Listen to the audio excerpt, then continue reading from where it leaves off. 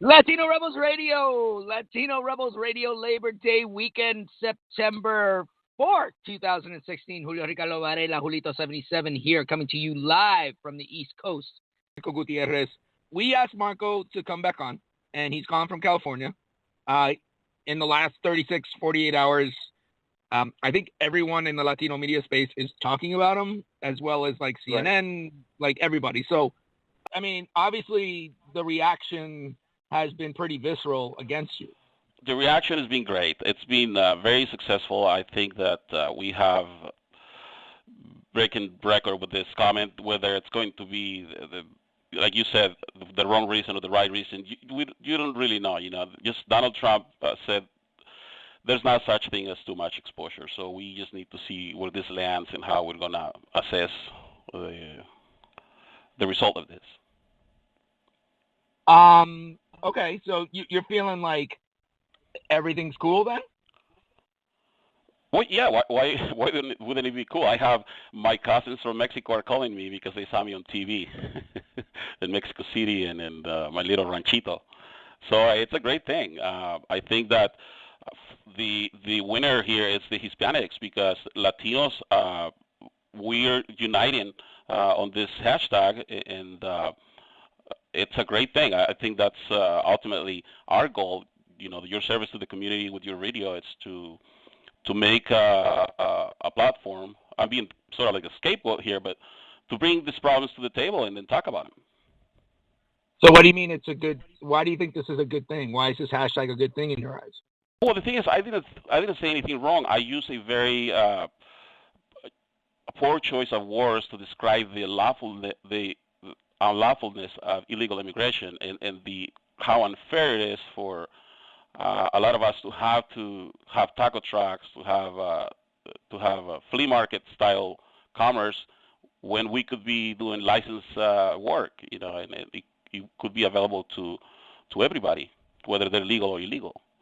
What do you mean? So you're saying that your comments on Thursday, instead of saying there's every taco truck on every corner, that wasn't what you meant? What did you mean? What I meant to say it was that if we don't do something about this, the chaos that the illegal community is creating, it's getting out of hand. I think it's not being structured properly, and you have all these Mexican markets. Something that really I hate is that you have all these Arabs, these Middle Eastern people that own Mexican markets. And now they're selling stuff more expensive to my fellow Mexican Americans. And I think a lot of people are taking advantage of our culture because we don't have leaders. You guys are leaders, but I happen to see you guys on the other side of the leadership. But we need more. We need to structure our communities in a better way so that the big boys in Washington don't take advantage of us.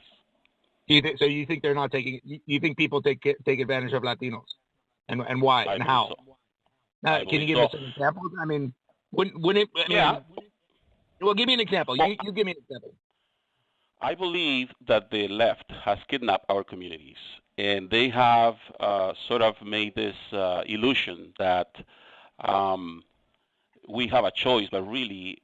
It seems that every Hispanic has to identify being Democrat, or else it's going to be ridiculed, like I am being ridiculed right now, and that shouldn't be the case. I think everybody should be able to make their own choice.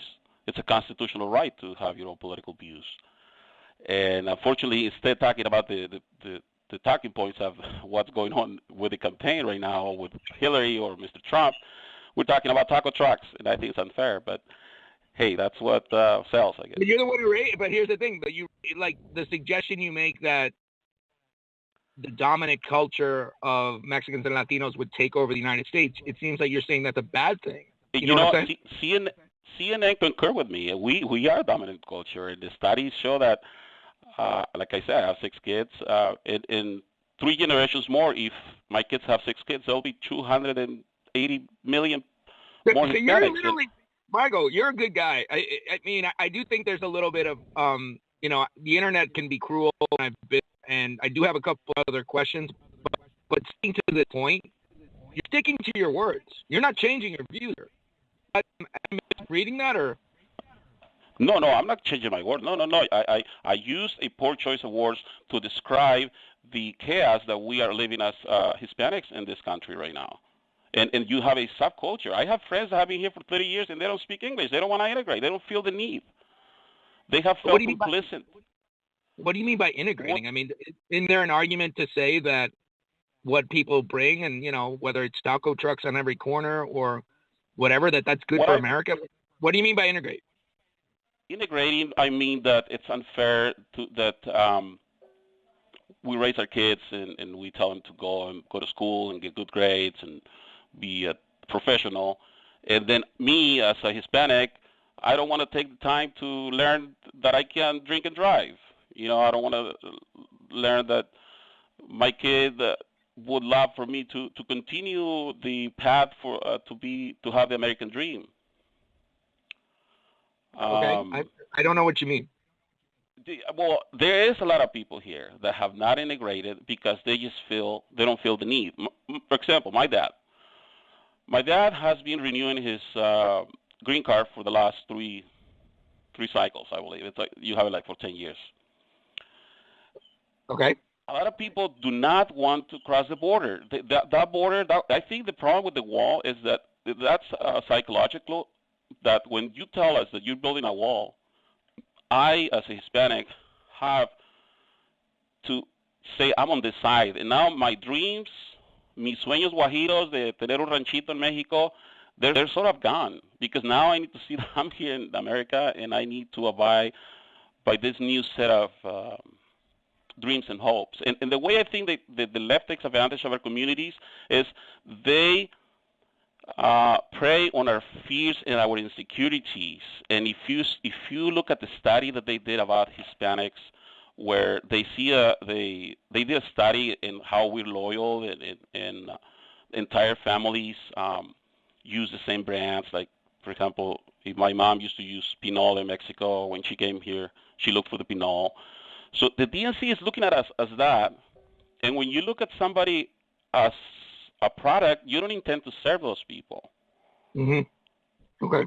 Well, let me ask you a question. I don't like that. The Taco Bell engagement, that's why go ahead. No, go ahead.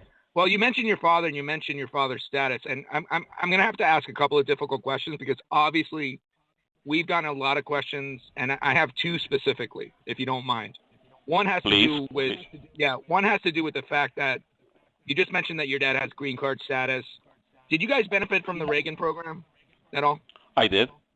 Actually, my dad did. So you benefited from my dad. Okay, so you benefited from Reagan's immigration plan, which people call an amnesty plan. So Correct. Let me ask you this very, very simple question, and I don't want to put you, I just asked because I really want to know.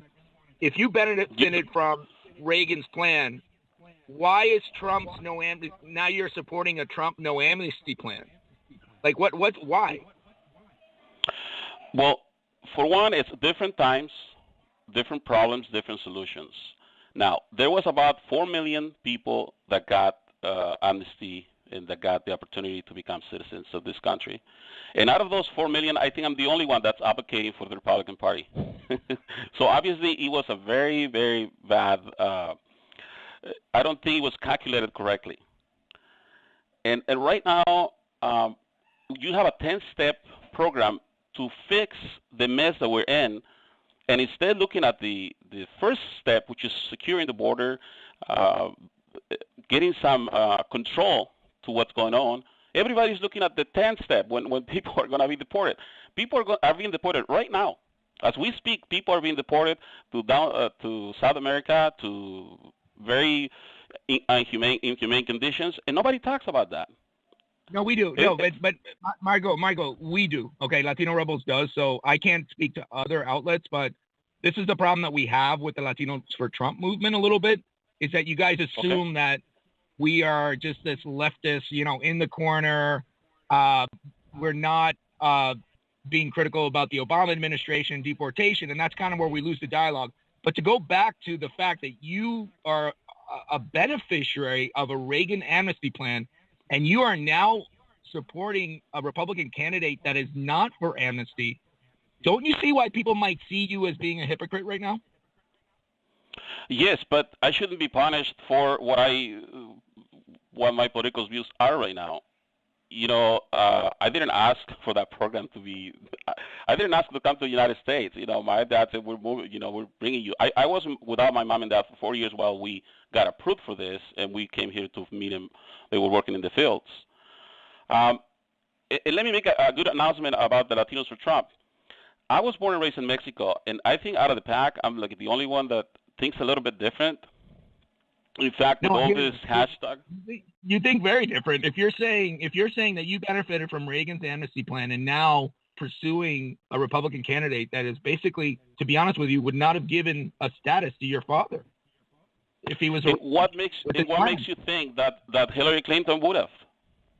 Mr. Obama didn't. He used. I am not talking about. I'm talking about Ronald Reagan's amnesty plan, and you are supporting a Republican candidate right now that probably would have not given. If your father were around now, he wouldn't given father status. You'd be living a different life, Marco. You'd be living a different life. I mean, am I being wrong with that, or? No, and I think that people are going to see this program, the Donald Trump, this immigration package. It's very lengthy, and it's probably Donald Trump is not even going to see the fulfillment of his program, because even if he has 2 terms, it would take so long to implement that. And instead, you and me, talking about all the crime and the drug problems, and we're talking about the potential deportations that will happen one day. But there's also an immigration reform that will be happening as well. So listen, Marco, I don't think Hillary Clinton I don't trust that Hillary Clinton will help here, but then I'm a Republican, so I really can't. I'm not going to convince. Go ahead. Yeah, I can understand. I mean, I can understand that you're not for Hillary Clinton, and there's plenty of Latinos that have similar questions about our immigration policy. But at the same time, seeing what you've said and seeing the backlash that you got, has that even woken you up a little bit about why people have issue with it? It seems like you haven't. I mean, it seems like you're just kind of I said it, poor choice of words, I'm moving on, and I still believe in Donald Trump, and get out the way. Is that right? I don't make the rules. I drove without a license for about 6 months, and I know that if they would have got me, they would have taken my car away, so I had to go and pay my tickets, and I had to face and pay for my transgressions. I just want you to focus. Listen, I was going to spend more time on your business dealings. Do you want to say anything about what's been said about you? You said you were really honest about what happened to your financial situation, and that all that's been reported about you the last couple of days has been public information. I mean, do you want to respond to any of that before I let you go? Yes. I became a millionaire at a very young age.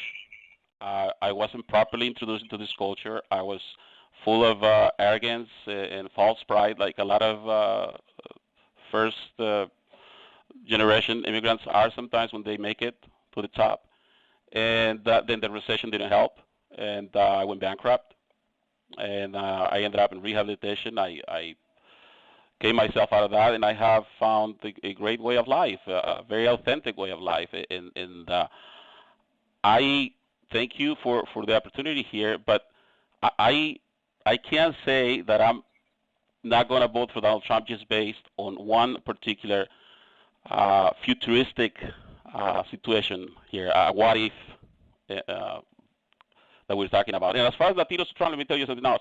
This has been so successful for us that actually there's been some promotions. Jorge is now going to be the director of Latinos for Trump. I'm going to be the senior advisor on immigration. So you should invite Jorge because he has got more data to share with you. Yeah, is he going to be as angry? Because he was really angry the last time. I did not appreciate his tone. He came in hard, man. Jorge came in hard. Aggressive. Yeah, but here's the thing. I'm going to say one thing. This is my house, right? Okay. And you're a guest. And I actually want to give you credit for at least answering the questions and being respectful. But I'll be honest with you. If Jorge wants to come on, he can't come on like the last time he came on, because that's never going to happen again. But anyway, Marco, we appreciate your time. We will. I wish you would invite me back in. Yeah. Because I really want to continue this, and I appreciate the opportunity, and let's keep helping our communities, because I think this is important for us. No, we'll bring you back, Marco. It's all good. But Jorge, no angry Jorge. You let him know. He's more than welcome to come on. But if he comes hard like he did the last time, we'll cut him off. Okay, my friend? All right. Julio, All right, thank you so much. Hey, okay, un placer. Bye.